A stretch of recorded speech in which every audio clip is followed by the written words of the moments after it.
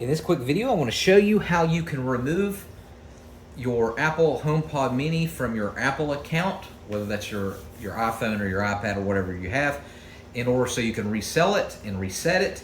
Or if you just purchased one for a used and you want to be able to use it and you're trying to contact the previous owner and you need to tell them what they need to do from their Apple Home app in their iPhone or their iPad, it's fairly simple to do. So what you need to do, so let's say I own this used HomePod Mini and I want to resell it.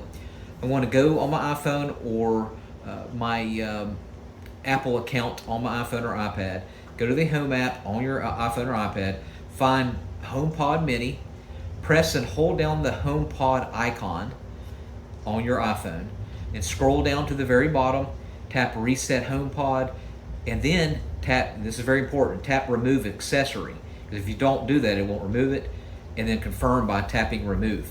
After this, the HomePod Mini is removed from your home and ready for the next owner.